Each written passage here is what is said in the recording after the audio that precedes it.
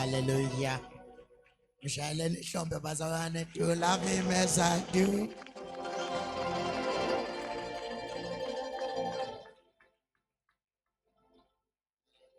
Singahlala phansi bazalwane. Angithathe lethuba ubingelela umpostoli kanye nomama umpostoli. What a ministry, what a servant of God, and what a privilege ukuthi sibe nomuntu okuNkulunkulu njengabo, and we are so grateful bazalwane. Akaphinde nishaye ihlombe bazalwane, sibonge uNkulunkulu for their lives.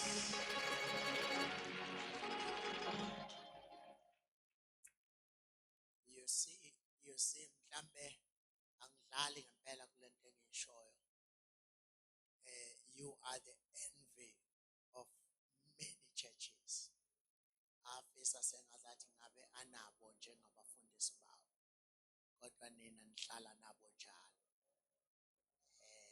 You know mangiza la bahlale beyisho lento ngingayi-understand uma befikile lapha ekhaya ukuthi bekhuluma nebandla ukuthi anazi ukuthi ninomuntu ofiswa yiwo wonke amabandla,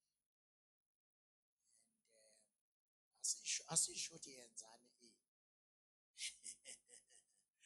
kodwa nje fanele nihlale nimbonga. Yazi kulezi nsuku ayikho into enisuke nibusiseke ngayo uma nisavulelwe iBhayibheli, ngoba ziningi izinto ezenziwa le ngaphandle. Uma niseyibandla elivulelwe iBhayibheli, nishunyayezwe from the Bible, nisuke ninenhlanhla, nibe nomfundisi nje othandazayo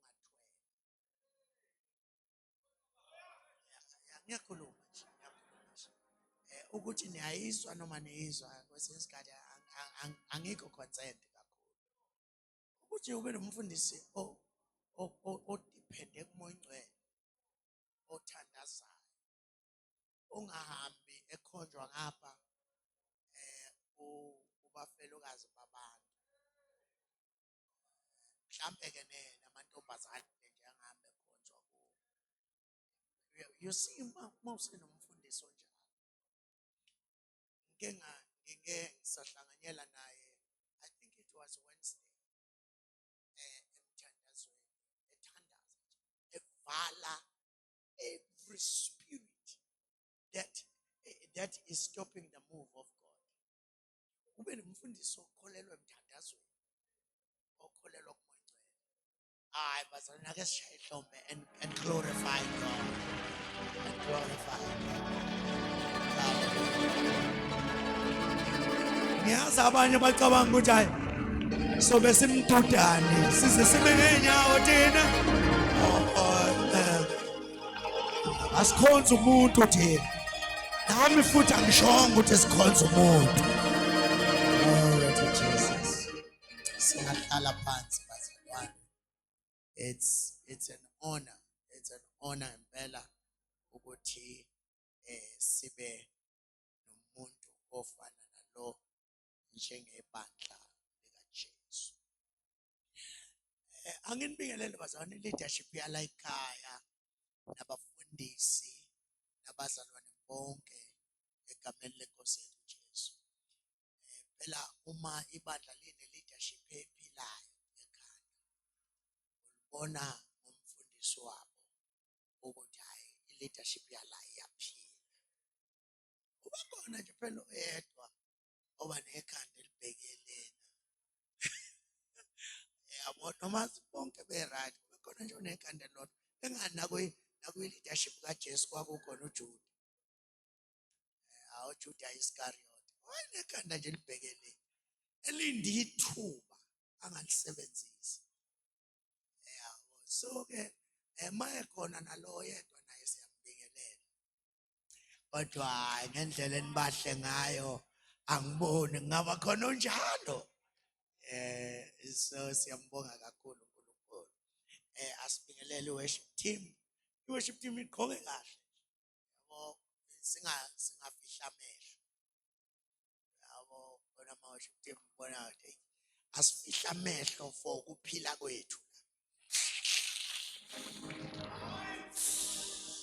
bona sidumisa sibheke phezulu sesenzela ukuphila kwethu.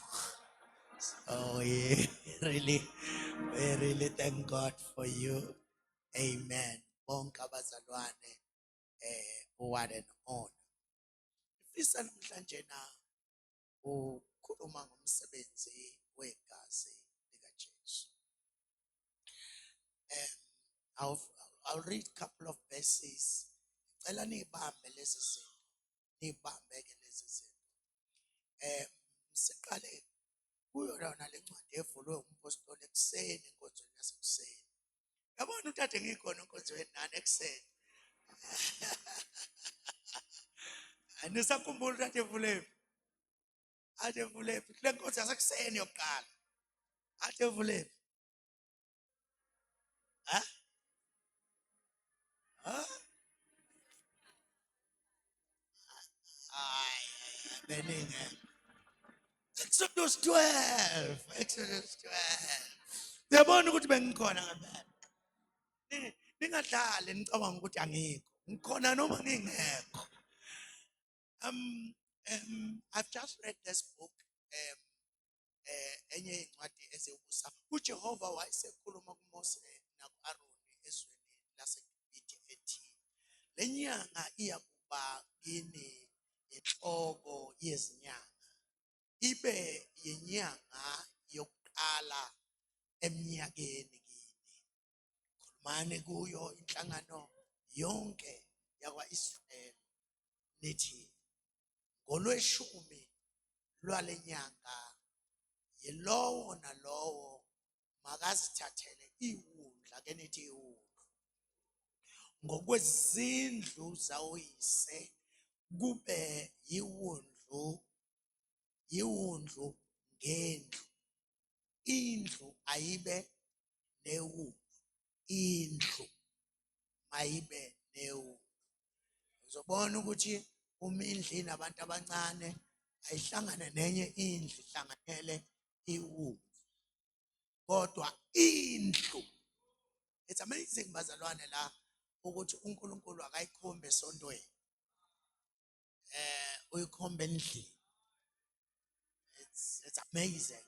Indlu ayibe nani bazalwane newundlu because uma iwundlu sizoliqala esontweni sizoba nenkinga ukuthi sisusa abantu phansi abangalazi iwundlu ezindlini zabo. Ngoba uma ulazi iwundlu endlini yakho ugijima kahle nalo uma usuphakathi kwabantu. Alright. Kodwa into elizoyenza ngaphandle kufanele iqale endlini. Indlu nendlu bazalwane mayibe newundlu. Uma abomuzi bengalaneli iwundlu wolithatha nomakhelwane wakho oseduze nomuzi wakho njengenani labantu. Umuzi oseduze nawe. In other words, uma ulidla nomuzi oseduze kwakho uNkulunkulu usakubheka njengendlu. It's amazing ukuthi omakhelwane anibanaki kangakanani. Kufanele ngabe nishare nabo. Okay. Nihamba nami bazalwane. Enye izinto eyenza kube yikholo lilula yikuthi lo muntu lendlu eseduze nendlu yakho ayilazi iwundlu lidlayo. No angasho ukali ngiyafunda nje. Uyabona uzoba nenkinga uma into oyidlayo ingadliwa kwamakhelwane oseduze kwakho. Alright. Ninginake kahle namhlanje ngizokhuluma ngempela. Hayi kancane amandla izinto ama-benefits egazi likaJesu. Ama-benefits egazi. So uma ke umuzi wakho ufunda ukushare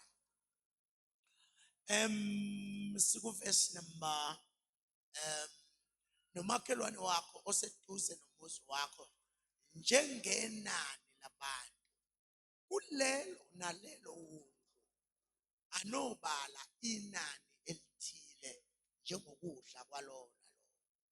It's amazing ukuthi uNkulunkulu ukala ngisho izisu zabantu kuleli wundlu ukuthi ikala ngisho izisu ukuthi anodla ngangokwezisu okuyenzeka uma abanye babe bancane babe nezisu ezinkulu so abadle lodwa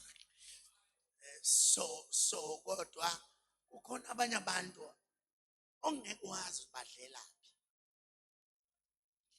because ungazi mangahle udlela ekhanda because isisa usiboni kodwa kulokhu kuyashona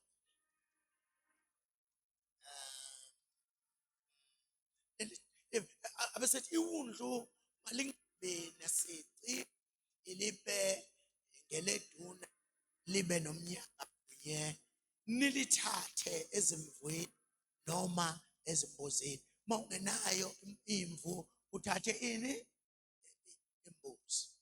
All right, niyakuligcina kuze kube sosukwini lwe-14 lwaleyo nyanga ibandla lonke lenhlangano yakwa-Israyeli liyakulihlaba ngakusihlwa. Amanye amagama ulithathe nje iwundlu uqede ulihlabe ulithatha uqede ulizelise ukudla for 14 days. All right. Ngiyanizwa ukuthi nihambe nisala kancane kancane kodwa ke angizukhuluma ngezinto eziningi kufanele lithi maliphuma lapha liphume kwamanye amawundlu alibe nonyaka libe iwundlu elingenasici uma nilikhipha ey'mvweni lihlalise 14 days before lihlatshwa ngoba kufanele likhohlwe ubundlu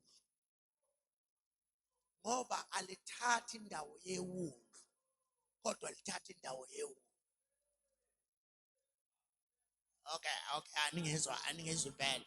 Ngamanye amagama alizukuba yiwundlu njengewundlu kodwa lizoba yiwundlu njengewundlu likaNkulunkulu. So kufanele likhishwe kwamanye amawundlu lihlale for 14 days kube khona i-spiritual metamorphosis kulo until lifane newundlu likaNkulunkulu ngoba lena idami yalokho kuzayo. Okay. So now lithi ke iBhayibheli alibe leduna libe nonyaka liphinde lihlale isikhathi esingangezinsuku eziwu-14. Verse number 7. Baza kuthatha igazi libheke ensikeni ezinsikeni zombili zomnyango nasekhothameni lomnyango ezindlini abaya kulidlela kuzo lizodliwa kodwa igazi lizo basemakhothameni eminyango baza kuyidla inyama ngalobo busuku losiwe ngomlilo. Ngiyathanda ukudlula kalula lapho ngoba iswile ukuthi ikhulunywe ngamandla ukuthi alosiwe bantwana bakaNkulunkulu. Asiwelele kuverse number mhlambe niyakulidla uverse 11 nikulidla kanje izinkalo zenu ziboshiwe izicathulo zenu zisezinyaweni zenu nezintondolo zenu zisezandleni zenu niyakulidla ngokushesha kuyiphasika likaJehova. futhi useyaveza ukuthi it's not about the blood of the lamb, but it's about them coming out. Akusikho nje ukuthi asigcobe igazi kube kungenzeki lutho. Asigcobe igazi ngoba sizophuma manje. Sifuna ukuphuma negazi elimangalisayo. Verse number 14, lolo suku luyakuba yisikhumbuzo. Ake nithi isikhumbuzo. Amanye amagama akusiyona into ezokwenzeka ngosuku olulodwa. Into ezokwenzeka nje iminyaka yonke. Lisekhona abazalwane, nibalalele nalabo bathi engazathi uJesu siyambulala simvuse simbulale simvuse. No, akusikhona lokho. Isikhumbuzo. Uma siza la abazalwane asizi ngenxa yezono, asizeli ukuzophungula izono, siza ngoba lesi yini. Come on bazalwane, isikhumbuzo. Seniyezwa senguphendulile lo mbuzo ogejima kuma social media ukuthi lesi isikhumbuzo, asizi ngoba kodwa siza ngoba umyalo ukuthi akube yini bazalwane isikhumbuzo. Lolu suku luyakuba isikhumbuzo ke nilugcine lube ngumkhosi kaJehova. Anolugcina izizukulwane ngezizukulwane ngokomthetho waphakade, hayi kaMose. Ngokomthetho wani bazalwane? Come on bazalwane. Le sikhuluma ngayo into yomthetho waphakade, hayi yomthetho kaMose owawusazophinda uphele mase kufika uJesu. Kodwa lo umthetho, it's an everlasting law. Glory to Jesus. Izinsuku ezisikhombisa niyakulidla niyakulidla. Khona amazwi engiwafunayo la bazalwane engiwafunayo. Uverse number bani kambe? Uverse number 40. Izinsuku ezisikhombisa niyakulidla isinkwa esingenamvubelo. Yebo, ngosuku lokuqala niyakukhipha izimvubelo ezindlini zenu. Uyabona lento emvubelo ayifuneki ngisho endlini. Akusakhulunywa ukuthi uyayisebenzisa. Ngamanye amagama khiphana amawayini emafrijini nilahlele kude noma ngabe kuthiwa ubhaka ngalo awuliphuzi ngoba kukhona abanye ababhaka ngalo abangaliphuzi iwayini. Alilahlwe nje lingabi bikho endlini otholakala kuyo.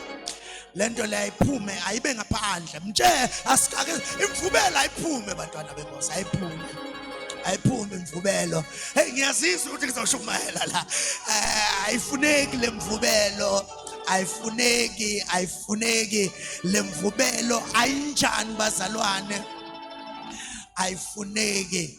Ngosuku lokuqala niyakukhipha imvubelo ezindlini zenu ngokuba bonke abadla okuvutshelwe kusukela osukwini lokuqala kuze kufike usuku lwesikhombisa, labo bantu bakunqunywa kwaIsrael. Abona indlela uNkulunkulu anyanya ngawo utshwala.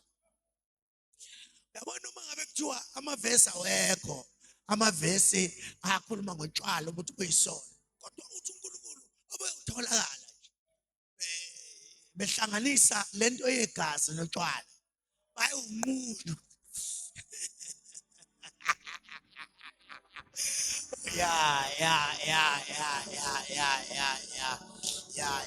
Bayanqunywa kwaIsrael. Ngosuku lokuqala niyakuba nomhlangano ongcwele, awutho ongcwele.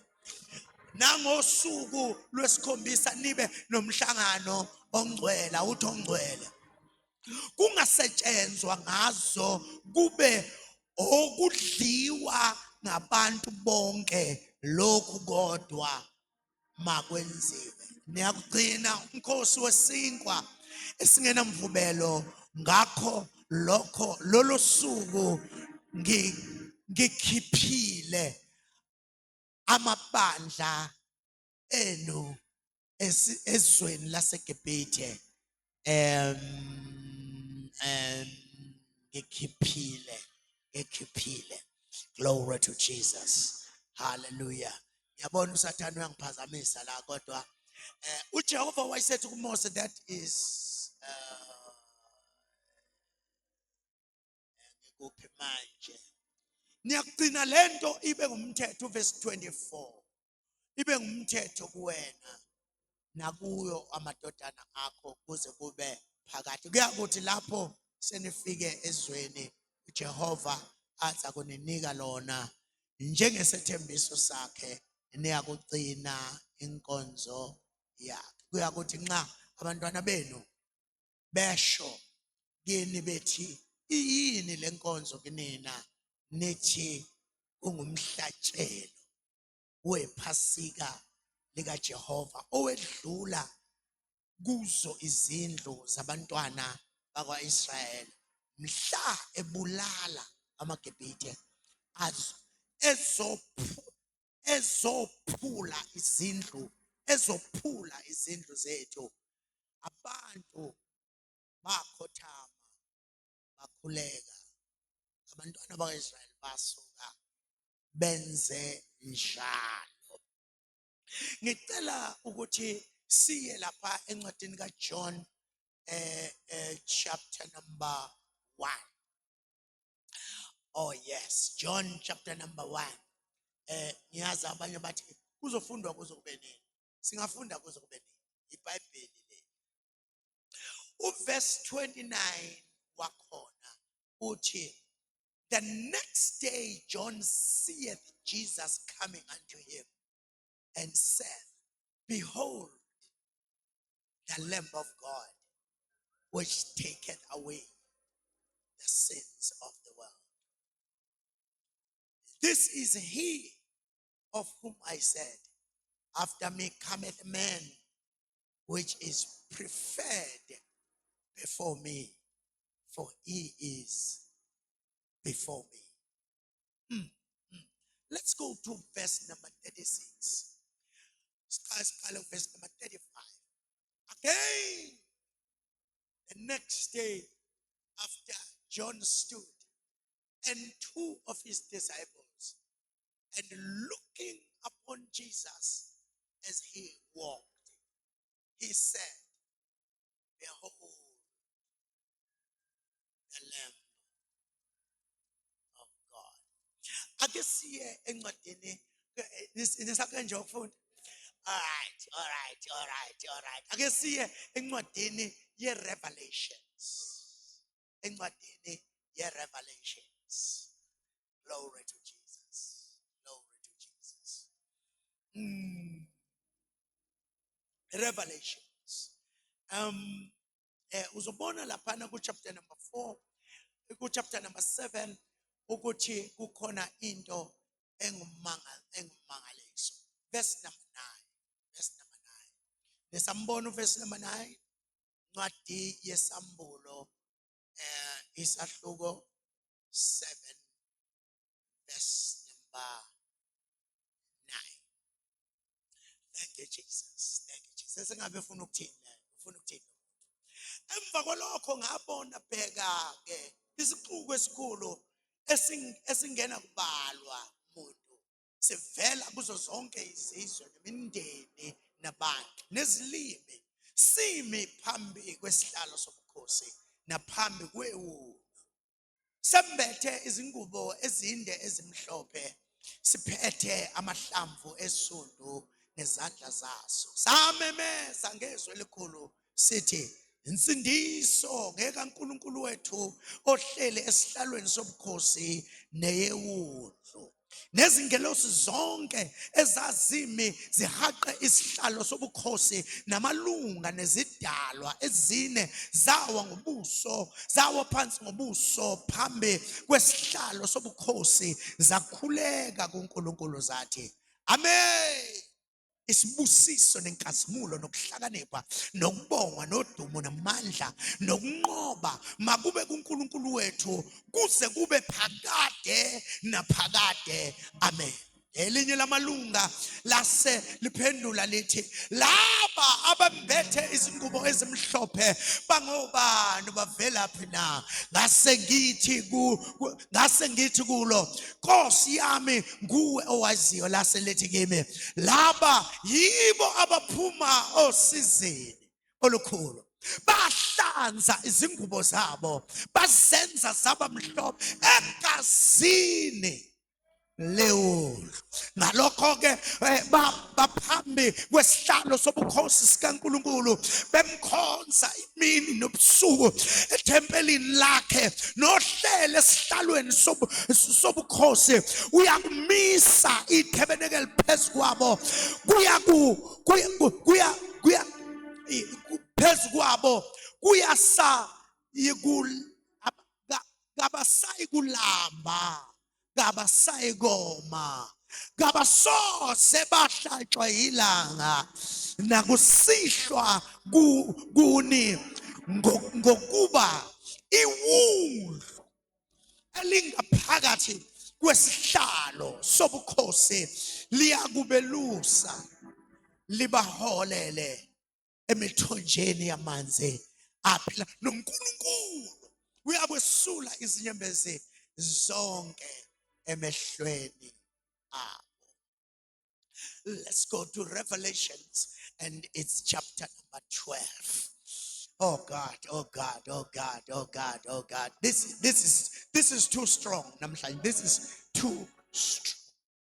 Kwaba khona ezulwini isibonakaliso esikhulu esifazane embethe ilanga nenyanga iphansi kwezinyawo zakhe nasekhanda lakhe kwakukhona umqhele wezinkanyezi eziyishumi ekhulelwe wakhala enemihelo esikwa ngobuhlungu ngokubeletha wabonakala esinye isibonakaliso ezulwini bheka nango udrago omkhulu obomvu usathane ke lo usathane ubomvu usathane khala kasathane usathane unjani bazalwane bomvu usathane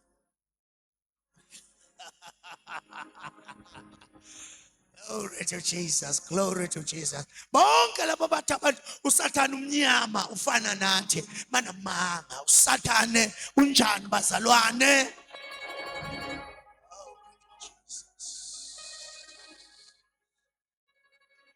Sathane udrago obomvu enamakhanda ayisikhombisa nezimpondo eziyishumi nasemakhanda akhe emiqhele eyisikhombisa umsila wakhe wadonsa okwesithathu kwezinkanyezi zezulu waziphonsa glory to Jesus waziphonsa emhlabeni nodrago wema phambi kwesifazane obeza kubeletha ukuze nxa esebeletha ashwabatele umntwana wakhe wabeletha umntwana wesilisa oza kubusa izizwe zonke ngentonga yensimbi nomntanakhe wahlwithelwa kuNkulunkulu nasesihlalweni sakhe sobukhosi wesifazane wayesebalekela ehlane lapho enendawo ayilungiselwe uNkulunkulu ukuba bamondle izinsuku eziyinkulungwane namakhulu amabili namashumi ayisikhombisa. Verse number 7 kwase kuba khona ukulwa ezulwini.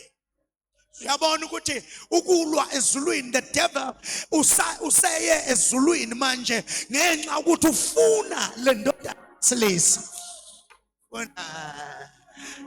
Uma usathane kukhona into ayifunayo uyifuna ngisho ezulwini wanyukela khona nesithathu seyingelose oh God, oh God, oh God, oh God. But verse number 11 lithi iBhayibheli nabo abasezulwini uqobo lwabo bamnqoba ngegazi lewundlu nangezwi lobufakazi babo futhi Abathandanga ukuphila kwabo kwaze kwaba sekufeni. Ngalokho thokozani nina amazulu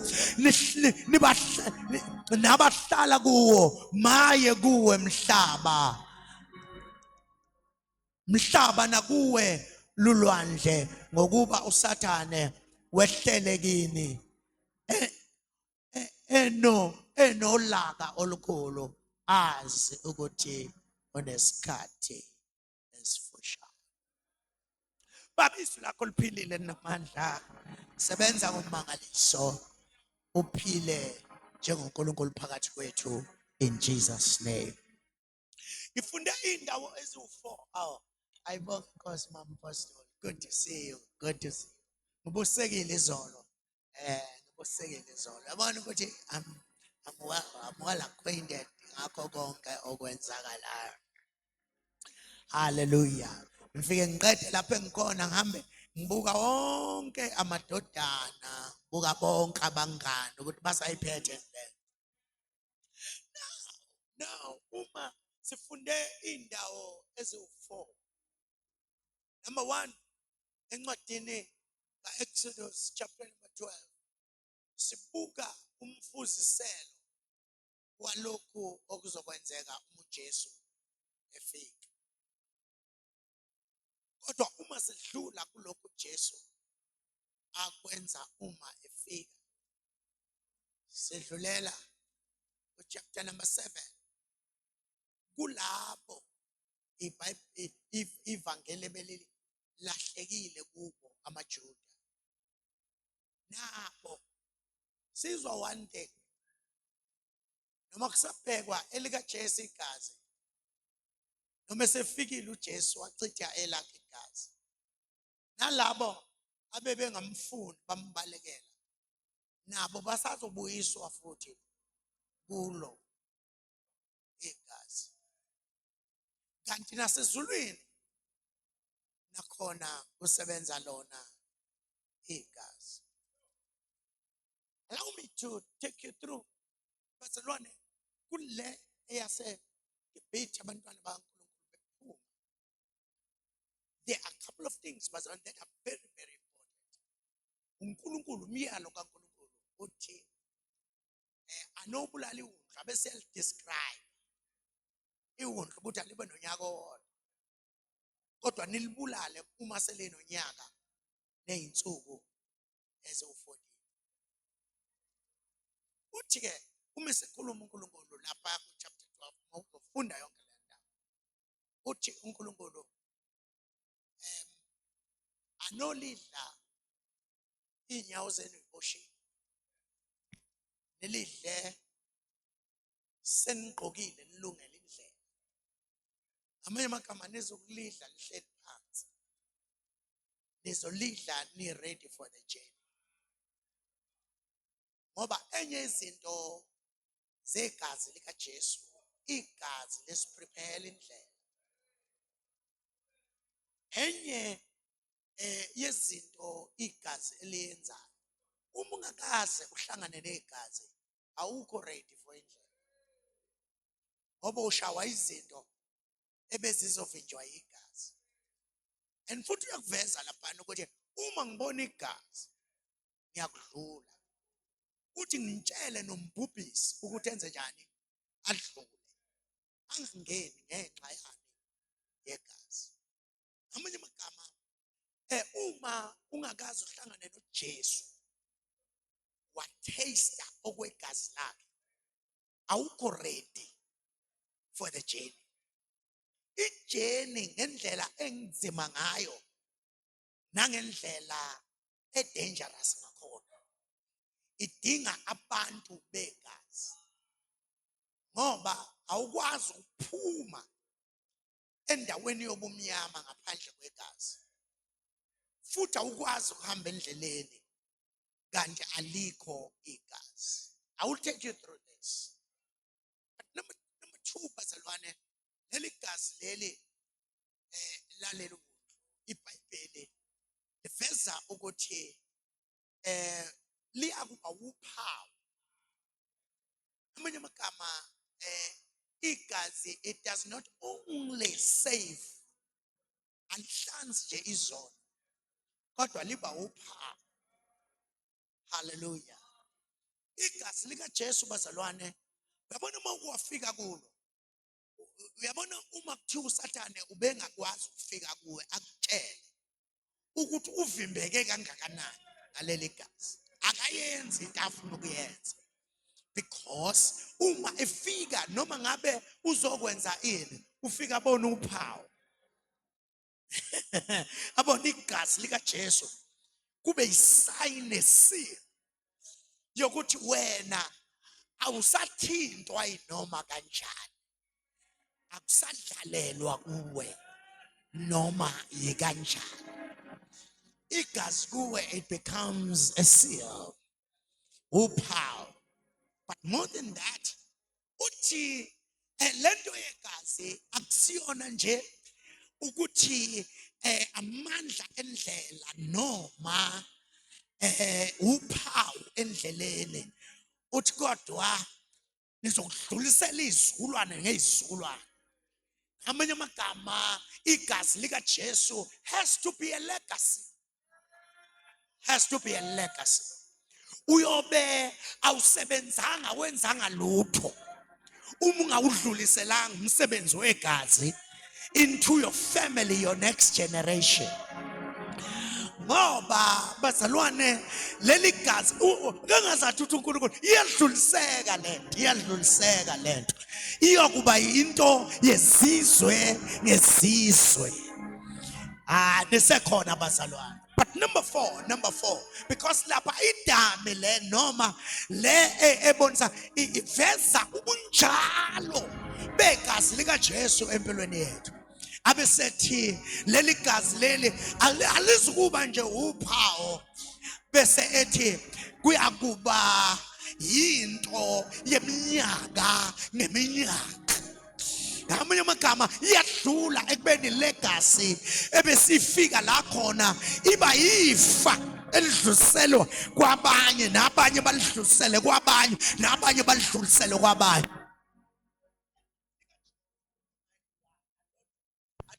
Lento yegazi likaJesu bazalwane, ungabi nomona ngayo.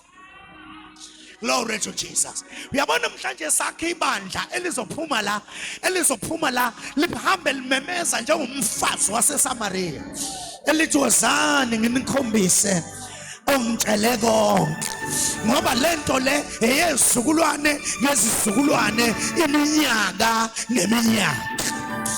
But more than that, now lithi ke iBhayibheli uma mina ngibona igazi ngiyodlula, ngamanye amagama le igazi likhuluma kuzo zonke izinto ezi-dangerous ezifuna ukuzolimaza impilo yakho. Legazi likhulume bethi bayaqhamuka imoya engcolile, lithi dlula.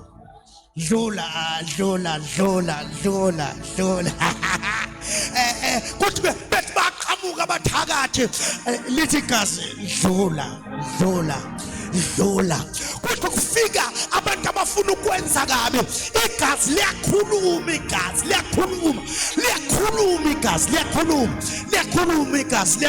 kodwa ngishumayele bazalwane, le engazathi ngizolishumayela umhlaba wonke. Igazi has got one message to whatever that the devil is bringing in your life. Igazi lithi pass.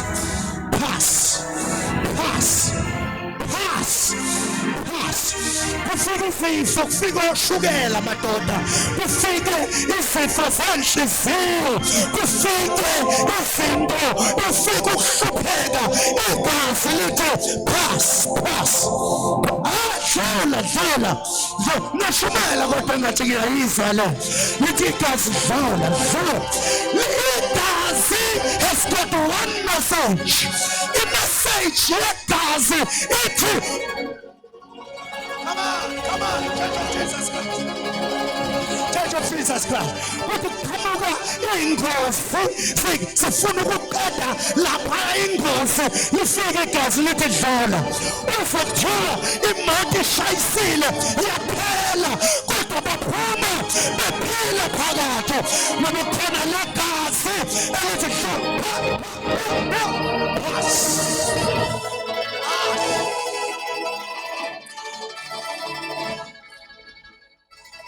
umsebenzi wegazi, umsebenzi wegazi. But last and not the least, lithi iBhayibheli leli gazi leli alidlulisi nje ukuthi ayidlule lezinto, lithi ayidlule la go celebrate igazi, lidlulele kulaba ya abanga celebrate.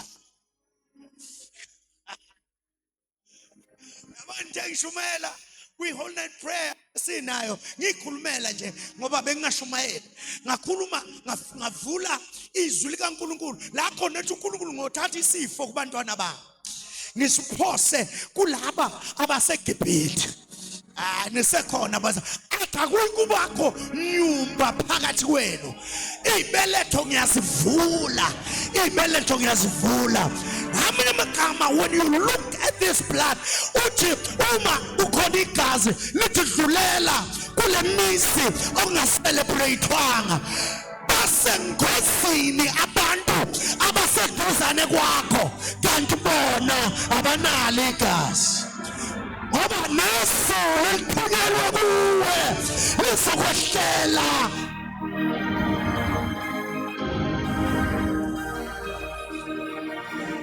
Oh yeah. Pass. Engathi umthinta noseduzane kwakho uthi iyadlula lento. Iyadlula lento. Yana lesi sifo iyadlula lento. Iyadlula le. Angazi namhlanje ngishumayela ngithi iyadlula lento, iyadlula lento. Ngeke kufike leli Pasika igazi likaJesu li-fresh kangaka, uphinde futhi uthwale izinto abekade kufanele ngabe idlulile. Tshela lezi zinto ukuthi ziyadlula.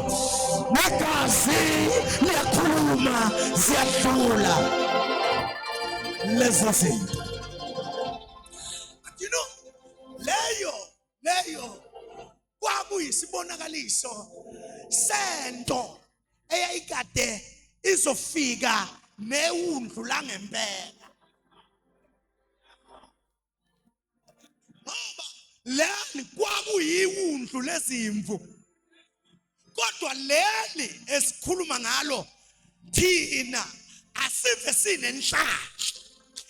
Abanye bagcoba igazi lewundlu lezimvu, kodwa thina sifike kokupheleleyo la khona kwehla igazi lewundlu likaNkulunkulu. Akusile lezimvu leli, akusile lembuzi leli, iwundlu likaNkulunkulu.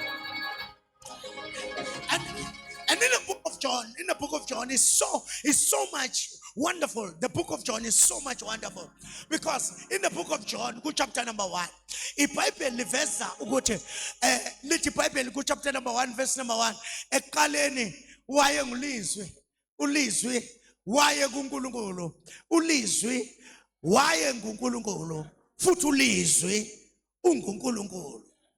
Yo. Ngamanye amagama leli wundlu that is about to come now akuselona iwundlu lezimvu, iwundlu ebeli uNkulunkulu lehla laba iwundlu futhi liyophindela libe uNkulunkulu. So lithi iBhayibheli le wundlu lo eqaleni wayulizwe kuNkulunkulu, ulizwe nguNkulunkulu. Lithi iBhayibheli kuverse number uma usufika ku verse number 11 lithi ulizwi wehla wembatha inyama wakha phakathi kwethu. In other words, le nyama ayimbethe akusiyona eyasezulwini, uyithole khona la emhlabeni, wazoyithola futhi kulaba azobasindisa. In other words, mayithola inyama wathola negazi. Umehluko yikuthi elethe igazi li-contaminated, kade kwasa sighatshwa sifakwa insizi. Ngiyakhuluma nje. kwacaca ukuthi yonke lezi insizi zihluleke. Hayi bazalwane, ningesengazathi nisuke eduze, nisuka kude, sonke la sisuka kude. Sisikwe ngamareza nje njengoba sikhuluma, khona lana la enhlizweni sisikwe ngamareza, kodwa sibonga igazi, sibonga iwulu, sibonga iwulu. I don't know about you, kodwa angazi ukuthi angithini nangikhuluma ngoJesu, ngoba usilande kude, usilande kude. Kwacaca ukuthi uzothatha umzimba negazi, yena wayesiya kungcwelisa, wangagcatshwa, wangenza sono, wangadla okuhlatshelwa amadlozi, enzela ukuthi igazi libe pure. Ayibuka utshela usuthuzane kwa lihlanzekile, lelo likaJesu lihlanzekile, lihlanzekile lelo likaJesu. Akakaze enze sono, akakaze eye sangomeni, akakaze aphuze amanzi abaprofethi abathile, ngoba igazi lakhe kufuneka libe pure. Now uNkulunkulu owumuntu onegazi lo alithathe kubantu, kodwa waligcina laba pure, wagcina nobuNkulunkulu. But uma esememeza uJohane lapha, kuthiwa wathi uma uJohane ebhabhadisa lapha, uJohane lo bhabhadisayo wathi ebhabhadisa, wathi wabona uJesu eza ekude, wathi bhekani kude.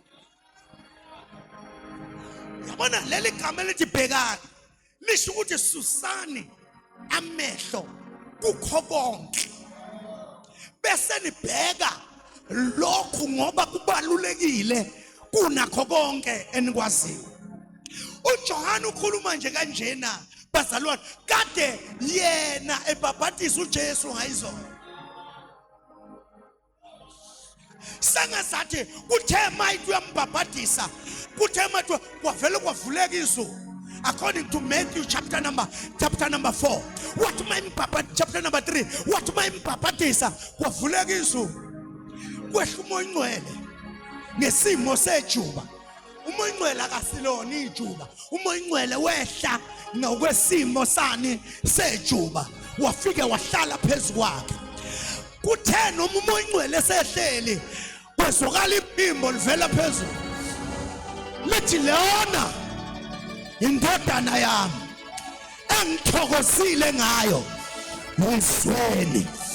Sengazathi uJohane wathi noma embone ephuma emanzini, wathi lo ungcono kunami, wathi lo unamandla kunami, wathi lo unomusa kunami, lo unesimangaliso kunami, yonke into ayiyo ingcono kunale engeyo. uJesu wanyamalala, kanti uzovela ngakusasa. Ubesevela ngakusasa uJohane kuthiwa wayenama-thousands ekuye, kodwa wathi noma nginama-thousands kodwa angimtshela iqiniso bafowethu, bhekani kaNkulunkulu. Kuthiwa onke ama-thousands ayekade ehamba noJohane, asuka kuJohane, awagcinanga ngokubheka kodwa aya kuJesu. Oh God. Uma esembona ngakusasa, uthi bhekani iwundlu likaNkulunkulu elisusa. Sengazathi ke manje uqhathanisa nendaba kaLevi chapter 11, la khona okwakubulawa khona inqama every day, enye bayokhuluma izono phezu kwayo, bese beyoyilahla kahlonga sebe, bese kuba khona okukhulunywa izono zikaIsrael, bese yona iyabulawa. Now kuthiwa babenza kanye leyo bangene once in the Holy of Holies, kodwa uJohane uthi sathi leli igazi belizemboza kodwa lemboze liphelelwe ngamandla mazithi January lisenamandla mazithi February lisenamandla mazithi March lisenamandla mazithi April lisenamandla mazithi May seliyaqala ukwehlelwa ngamandla ngoba unyaka olandela is approaching malithi June, July, August, September, October, November. uNovember uphela sekuvalwa amehlo November uphela sekuvalwa amehlo uphela uDecember sekuthiwa Nkosi sicela usale usosidina nje namandla okugcina kuze kufike uJanuary kodwa ngoJanuary bese nelinye iwundlu liphinde futhi libe ngoba leli gazi lalizemboza izono uthi kodwa bheka iwundlu kaNkulunkulu esisizana zeso mawufika kuJesu madoda abazalwane mawufika kuJesu ayiphinde unamathelo izinto ekade zikunamathelo ziyasuka njengempumalanga ihlukene nentshonalanga ubhubhusile kanjalo izono zethu. But let me tell you this, bazalwane. Omunye ngathi lokhu okwakade kumele lokho engathi bekunamandla khona. Kanti hayi bantwana beNkosi. Lokhu kunamandla ngoba kuvela phezulu. Lokhu yana bekungasusi. Bekungasubtract. Lokhu yana ingakho uma kufanele kwenziwe unyaka nonyaka. But let me tell you this. La ayileli liyasusa abantu. Noma ngabe wawenze. Noma ngabe kuthiwa ahushula zabangaka. Kodwa lona liyasusa. Ake sibonge uNkulunkulu ngokususwa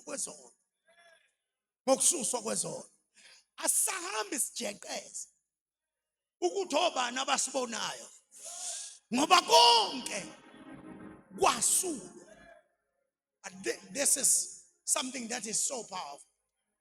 Now sesihamba izono zenziwe njani bazalwane? Uma sisusiwe izono ayikho into engeke isebenze ekuphileni kwakho. Umthandazo kufanele usebenze ngoba izono zenziwe njani? Iminikelo kufanele isebenze ngoba izono zenziwe njani? Zisusiwe. Kufanele uphiliswe esifweni ngoba izono zisusiwe. Ukususwa kwezono kuyisiqiniseko sazo zonke izinto ezizokwenziwa kulabo abasuswe izo. Kodwa nikhona abazalwane. Uyabona angisathayithi ngokweTestament elidala. Kodwa ngithayitha izono zisusiwe. Kodwa ngisekhona abazalwane. Angisathayithi from the place of kwesaba. Sengithayitha from the place of pureness and holiness. Amanye amagama uma ngiye emthandazweni angisayenzi lemthandazo ethi sileve simhlophe esigcwele amazolo nisekhona sengiza kuye ethi baba uma wasusa izono zami enye ongeke wangenzela yona yinenye ongeke no sizothandaza la namhlanje sizothandaza akwazi ukuchitheka igazi lika Jesu uphinde uhlupheke kanje uphinde uhlale benzimela uhlale ukhala namhlanje there are miracles that are taking place the devil knows and the devil cannot stand lento ezokwenzeka namhlanje ojabada khasutaba siyabonga uNkulunkulu ngegazi siyabonga uNkulunkulu ngegazi elisusa izono zezo. But you know, bazalwane, as I'm coming back to this, uma ufunda incwadi yesambulo, isambulo is something that is so powerful. Uma uzofunda isambulo, chapter 1 verse number 1, isitshela ukuthi isambulo sika Jesu asinikeza uJohane. Ngamanye amagama akwembulwa intando kaJohane, kwembulwa uJesu. Kodwa mawufika ku verse number 3 wakhona bese lithi sibubusisiwe oyifundayo lencwadi. Yabona incwadi yesambulo noma ungayi-understand, please keep on reading. Inesibusiso nje samahala sokuthi wenza njani incwadi yesambulo. Ngiyazi nzima, ngiyayazi, kodwa inesibusiso sokuthi nje wena wenza njani uyafunda. Bese yiba nesibusiso sesibili ukuthi uyaqonda. Uma uzofunda uphinde uqonde uba ne double fold blessing incwadi yesambulo. But bese izothi uma uzofunda bese uyaqonda bese uyakwenza uba ne triple fold incwadi nje yesambulo iyodwa.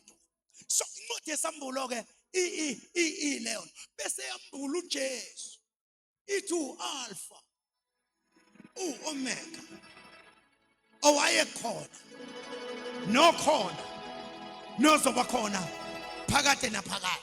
Mawusufika ku verse 7 bese ithi behold, he is coming with the cloud. Bhekani, uyabona njengoba amemeza wathi bhekani undlu kaNkulunkulu. La uJohane usememeza for the second time uthi bhekani uyeza namafu, izizwe zonke zolila ngaye nabamgwazayo bayombona. Behold, he is coming. Angakwazi kodwa ukuthi ngenikhumbuze nje bazalo ukuthi uJesu uyabuya. Ngisho ukuthi akipitileyo ecashela thina phuma emkipitweni ngoba uyabuya. Nokhokhobayo ensizinto ngizo ecashele umpostoli. Yeka lezo ndlela zakho ngoba uzotha sakugijima kuzo ukuthi behold, he is coming. Sikhulumi kanje ngoba sicruel, kodwa sikhuluma kanjena ngoba asifuni ugcine ngokusonta. Sifuna uma ebonakala ujike wena ufane naye. Ngoba iBhayibheli lithi behold, mayibonakala thina sifaroja bada kasi alamande kresaya taba kabaya babasiya rapapasha baba kokorobesha babaya kunana sikatapa. Yabona bazalwane, kufuneka ibandla lizingwelise liphume intwenza lomhlaba ngoba uzobonakala masiyana. Uyokhala ecelane uma ekhala uyabona behold,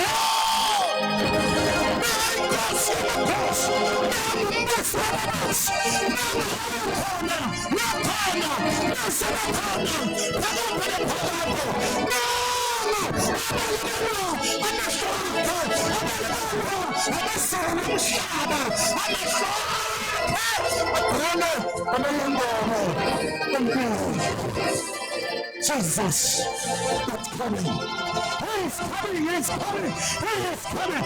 Ready or not, he is coming. What a memories, Papa Zalo. And also the family, let me tell you, the same,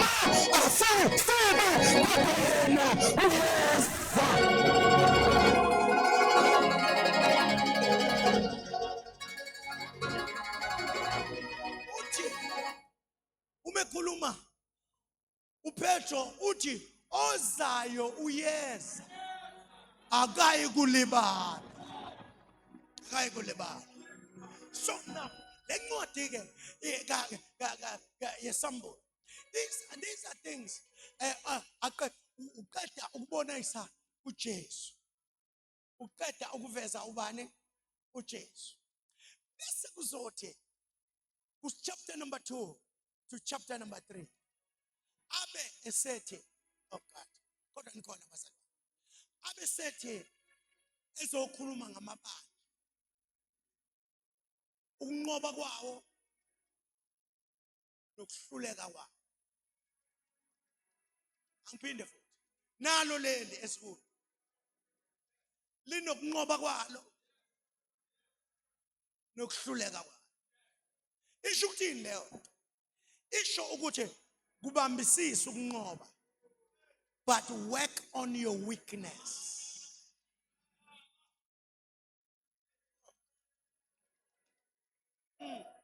Work on your weakness. Let me tell you this, Pastor. Alikho ibandla, in fact, lawa ngifuna ukuthi ubone something. Khona ofunda kahle. Ofunda kahle. Utindi. Come on. Utindi. Enginaye namutindi. Yamazi lapha enkonzweni. Alright. Enginaye namutindi. Hey, Sibusiso. Kusho ukuthi abantu bakatindi bayisibusiso ngabesilisa. Alright. Sisa ngithi la. Alright. Ngicela ufunde ilokhuza. Ngicela ufunde isambulo 3 from verse number 8. Ilona lodwa ibandla elimangalisayo. Chapter 3 from verse number 8. Ibandla lasePhiladelphia. Angithi verse number 8. Come on. Ngiyayazi imisebenzi yakho. Qala ku7.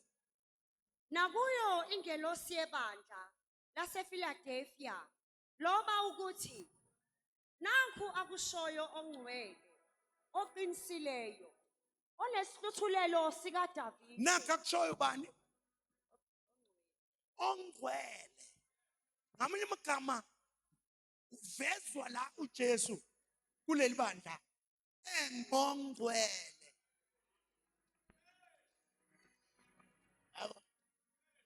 Yabo, kwesinye isikhathi uvezwa ephethe ikhiye.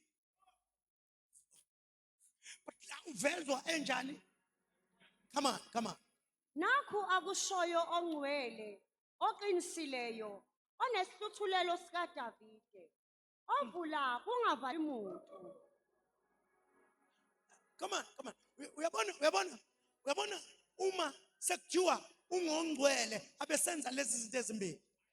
Bese lithi ngoba leli bandla izinto elalizenza. Number 1, uphethe ilokhuza kaDavid. Yini kaDavid? Ihluthulelo zika David. Ihluthulelo zika David ama principles ezwi. Kusho ukuthi leli bandla kwakuyibandla elingagxilile kakhulu eyintweni zezwe nokuhlebana lihlele nje kuma principles kaDavid. Leyo nto ke isho ama principles ezwi ikhiye zika David. Number 2, liphetheni? Novalayo kungavuli umuntu. Phethe ihluthulelo ukuthi mayivala akunjani? Uziveza uJesu kuleli bandla ngezinto elizaziyo. Number 1, zihluthulelo zika David. Leli bandla liyathandaza. Leli bandla lisebungcweleni. Leli bandla liyathayitha liyanikela. Leli bandla bazalwane uma kukhona weak bamsekela. Uma kukhona olambi anikeza ukudla. Uma kukhona ohlubule biso. Ibandla principles. Church. Vele ngivale. Ngivele ngithi ukuqhubeka kancane. Uthi ngiyayazi imisebenzi yakho. Bheka ngimisile phambi kwakho umnyango ovuliweyo. Ngiyazi ukuthi ivesi lethu ke la ngithi leli ukuthi kumisile umnyango ovuliweyo. Lo mnyango ovuliwe uvulwe kuleli bandla. Kuleli bandla. Yingakho engazathi wonke umzalwane waleli bandla angafunda uRevelations chapter 3 from 8 ngoba uqobo esihamba phezukwalo kulonyaka uyifunde. And I know why umuntu vele akhethe leli bandla le. Ngifuna uyibheke kahle. Come on. ongenakuvalwa muntu ngokuba unamandla amancane kanti waligcina izwi lami. Unamandla kanjani? Kodwa into oyenzayo wenze njani? Ugcine izwi. Number 2. Kawuliphikanga igama lami. Awuliphikanga igama. Into eyenza leli bandla libe yibandla elihlukile kuwo wonke amanye amabandla ligcine izwi langawaphika kodwa nikhona bazalwane. Iyona into eyenza leli bandla lihluke ligcine ini bazalwane izwi langaphika. Come on. Leli bandla le. Ngifuna nikhombe lona leli uyikhombe wena namhlanje. Leli bandla ligcine izwi langawaphika amandla. Iyona lento eyenza leli bandla libe yilento eliyiyo. Come on read. Bheka ngiyakubakhipha esinagogeni likaSathane abazishaya abaJuda bengesipho. Liyalwa leli bandla. Liyasilwela isifundiso. Uyabona ke bazalwane kudingeka lolo hlobo ke lwebandla ke manje. Ibandla lesilwelayo isifundiso. Ngoba kukhona abantu abaphumile nesifundiso esibi kodwa kukhuluma ngegazi bantwana benkosi la.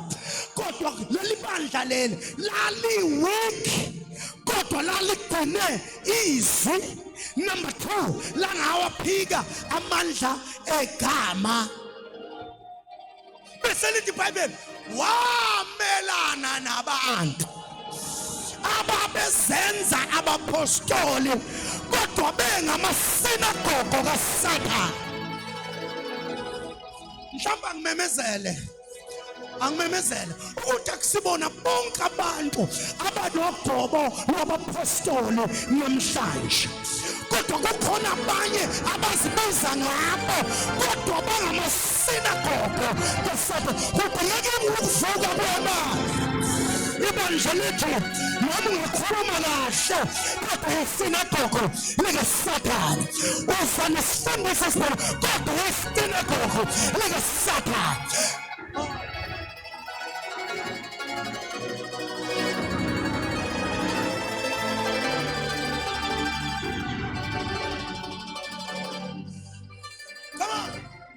Kepha bekambamanga. Bheka ngiyakubenza ukuba beze bakhuleke phambi kwezinyawo zakho. Bazi ukuthi ngikuthandile.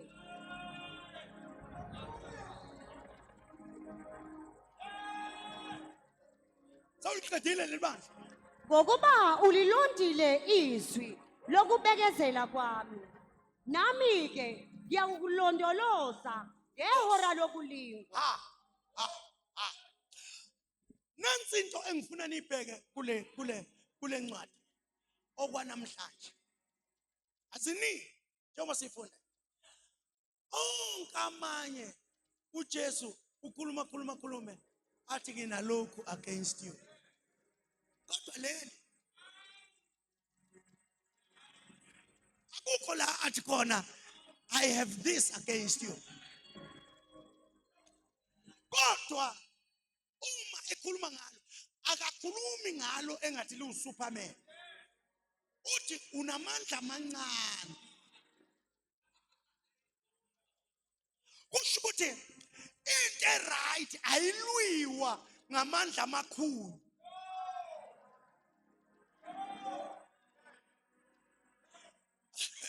uNkulunkulu ufuna nje la amancane.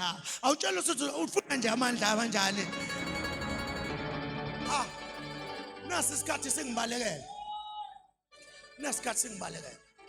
But this is something.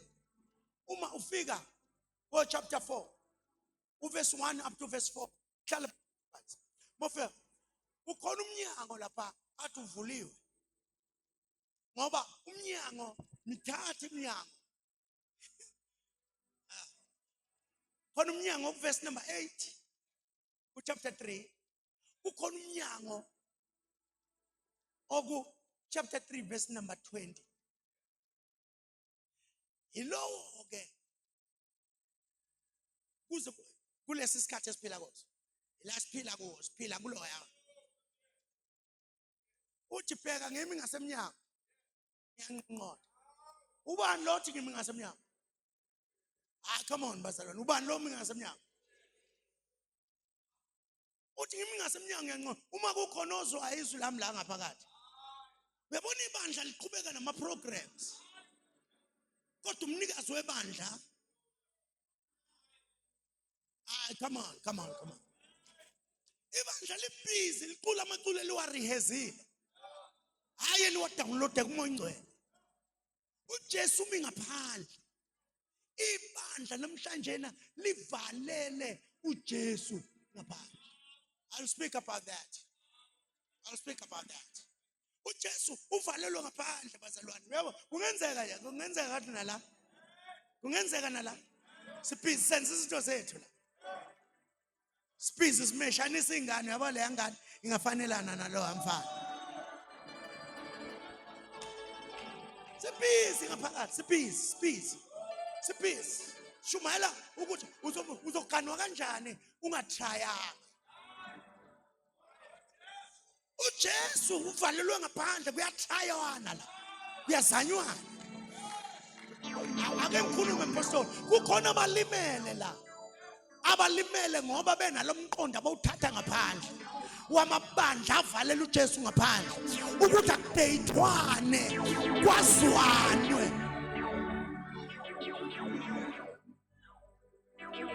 nakho sikaniwe sihleli kahle emshadweni wethu kodwa sideyithananga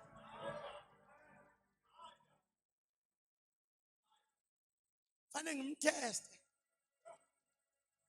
ngizwe ukuthi uyiyona lento engiyifunayo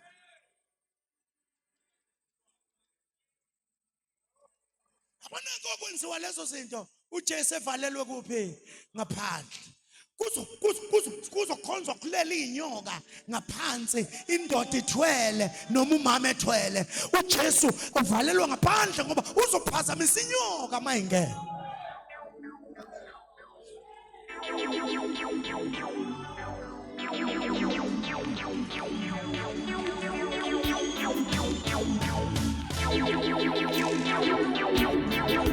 Kodwa ngithi ngena Nkosi yamakhosi ebandleni ngena Nkosi imidlalo sesidlale kwenela sekuyisikhathi sokuthi ibandla likaJesu lihlangane libhebezayo nobuyisa Mesiyeni.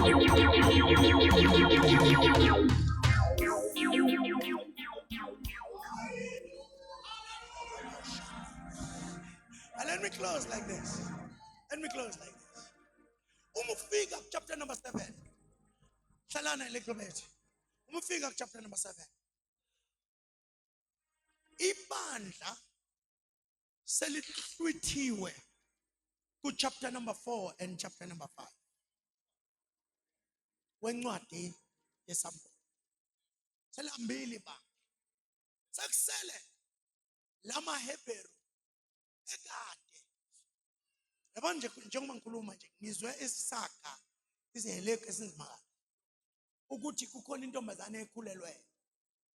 Babhizi bayiphatha kahle bacabanga ukuthi iyona ezozalisa. As we are standing here. Umnyama. Kodwa uNkulunkulu unesu ngawo. Unesu. Malingi ukhulume kabi ngabo. Ungalinge uzenze sengathi ungcono kuna. Ngoba uNkulunkulu unesu. Kuthiwa now sekwehla it's after 7 years. Sekwehla ulaka olukhulu. Lolu laka olukhulu luehla lubanjwe izingelo seziwu4 chapter 7. Bese kuba khona isu elithi ningaluthululi lolu laka size sibabeke uphawu Siyabona ukuthi uphawu enye izinto uma sithi igazi lika Jesu uphawu. Lolu phawo athi ufuna ukulibeka, ufuna ukuthi noma ngabe kuthiwa basahwa ngesaha kube yimizimba yabo esahisa. Vela ningizwa. Umkhonto ubhenda uzogwaza yena. Abathi babafaka emphandweni wengonyama, ingonyama zofika zifike zibanuke sigijimise labo abebe bafaka ngenxa yophawu. Ake nithi uphawu. Yisho ake nithi uphawu. Uthi size sizibeke uphawu inceku bese ziyabalwa lezi nceko. Bese kuthiwa endlini kaJuda u12,000, endlini kaJoseph u12,000, endlini kaManase u12,000. Babalwe labo 12,000. Now bese kuba u12,000 times 12,000 times 12. Bese kuzophuma 144. Bese bethi ama-watchtower izulu seligcwele ngo-144. Kanti lo 144 akusibona abantu abasezulwini, abantu abagcotshelwe ukushumayela ngesikhathi senhlupho ezinkulu. So lithi iBhayibheli kuzoshunyayelwa ngesikhathi senhlupho ezinkulu, i-great tribulation. Ngesikhathi kushunyayelwa kuthiwa kwaqhamuka abantu inamba engenakubala, beqhamuka esizweni zonke. Bese babuza ukuthi bangobani la, bavela.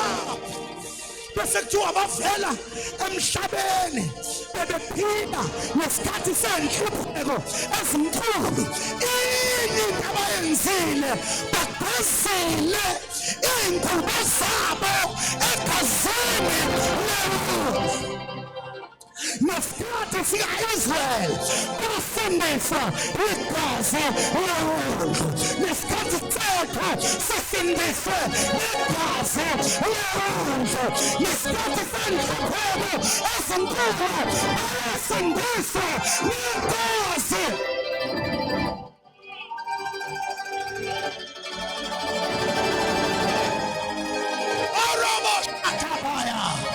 Sikhuluma ngendaba igazi likaJesu elingaphelelwa ngemandla, alifane negazi lika-Abela ekuthiwa lona liyamamaza nje kuphela lifuna impindiselo, kodwa likaJesu likuphose.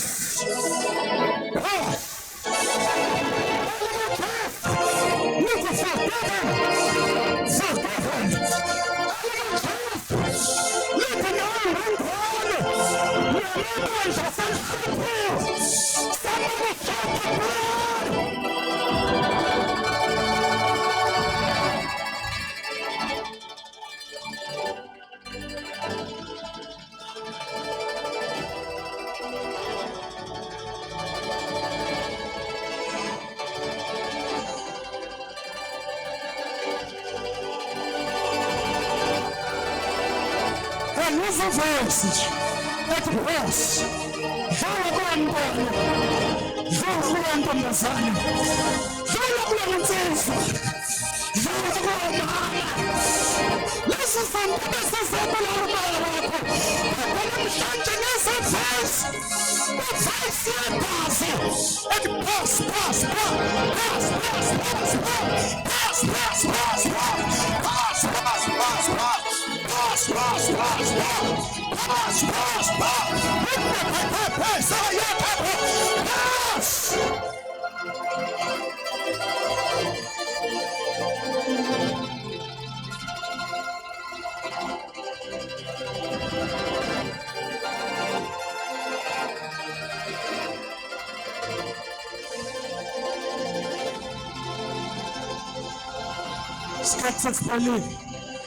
Engisangena kuleyo kukhulu mhlambe nganilunguzisa nje. Let me close that like this. Yabona uma ufika ku chapter number 12 encwadini yesambulo. Can you see it a little bit? Close it. Sangivala kwangempela.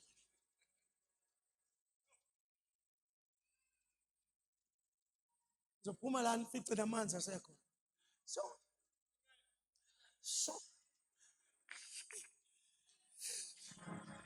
God. But listen to this as I close. Yabona uma kudalwa amazulu nomhlaba. Mindoleni. What is this? Mindoleni. What is this?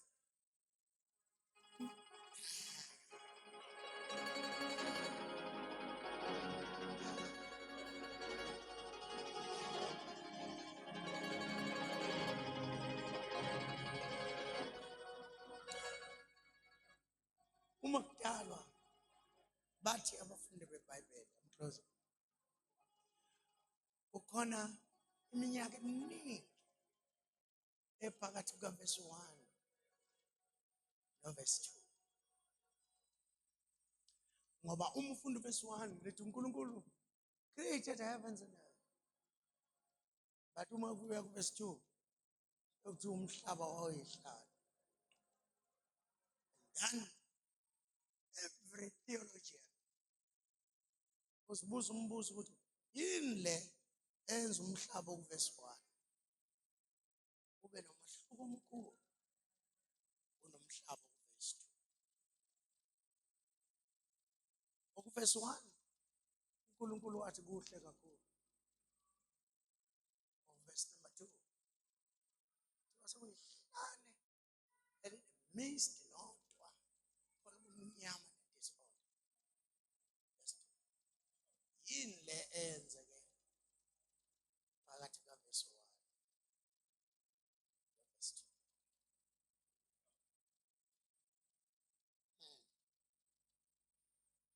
Yini le enze esebeyolanda i-incident chapter 12.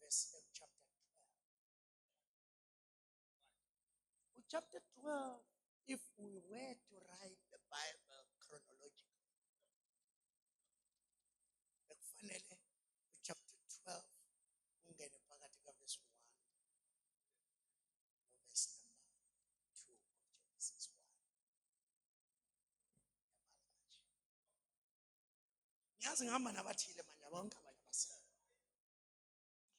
Yini le enzeka? Waba khona owesifazane. Lo wesifazane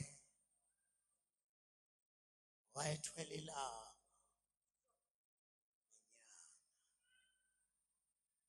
Lo wesifazane.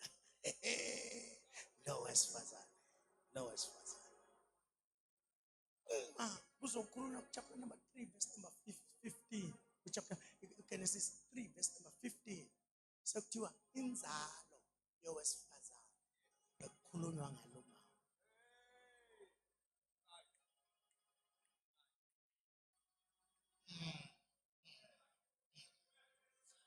Kuthiwa embethe ilanga enjalo elwa lo mama. Ekhuleliswa ukumbatha ilanga nenyanga. Akundoda engakunema ingane yakhe.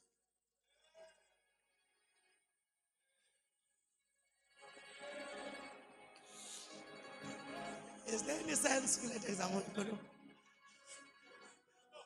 Wakhulelwa lo mama. Wathi bayikhulelwa waqaqa ukuthi uSathane ucasa ukufile ukuthi kuza umuntu at last ozokwenza abantu abangabantukazana ba-occupy indawo yakhe.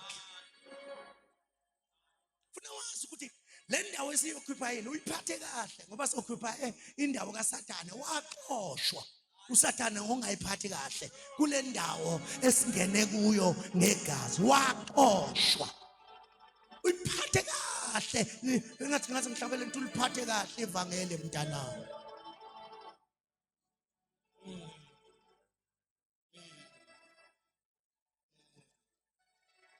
kuthiwa mayikhulelwe le udrago lo inyoka enamakhanda awu7 ebomvu ibomvu kuthiwa le nyoka yayi ngendlela ecasuke ngayo yayibamba any third ibambe third of angels of stars iwa destroy indlela ecasuke ngayo ibamba any 1/3 of fish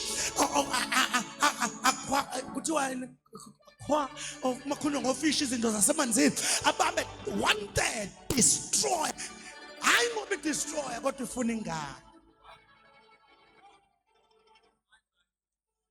kuthiwa le ngane le yaze yazalwa umizalwa izulu layihlwitha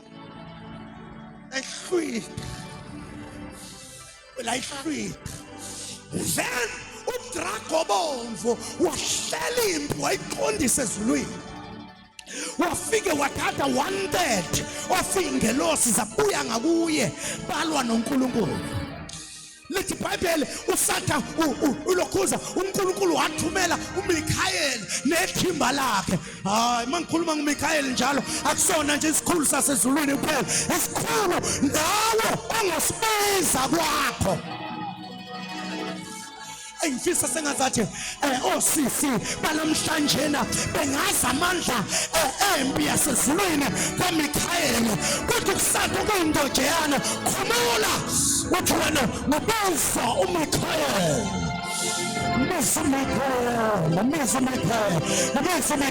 athi mbamba lingashona uthi awe mbamba lingashona isikhulu sempi yasezulwini mkhulu ngakithi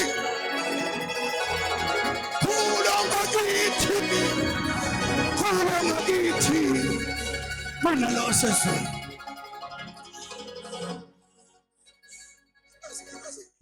Njaba mpostoli mangize like ngishumale nezinto nje engashumayele kwenye ndawo.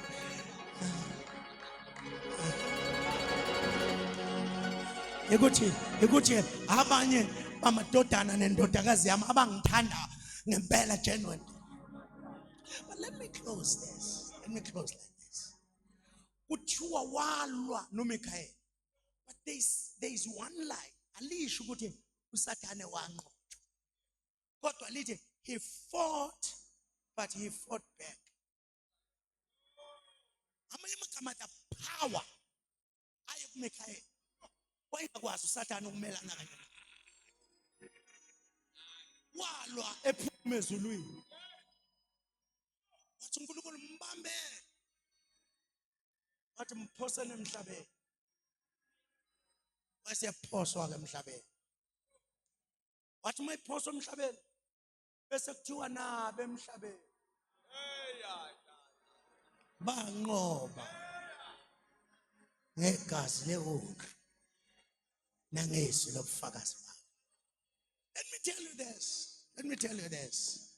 In fact, le eyokugcina indaba ingeyokuqala. Le eka Exodus ingeyesibili kulungiselelwa uKristu. Le eka Kristu is the last but one. Let me close like this. Jesus is a real deal. Usebenza before the foundation. Asebenze after creation. Asebenze elungiselela ukuthi ibandla lilungele ukungena.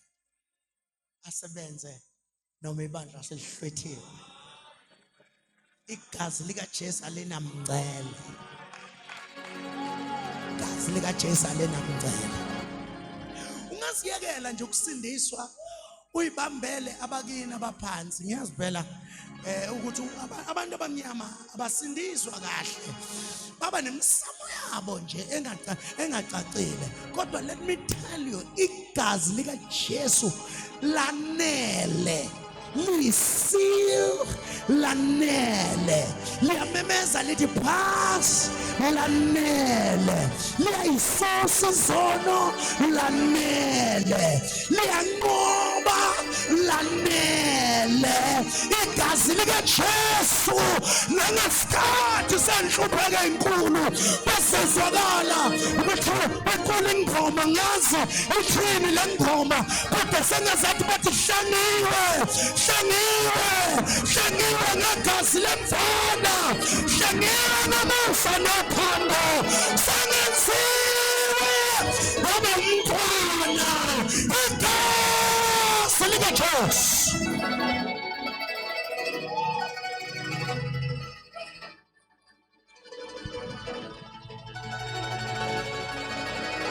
Ngicela siphakame sime ngenyawo bathandekayo besithandaza. Asiphakame besime ngenyawo sonke.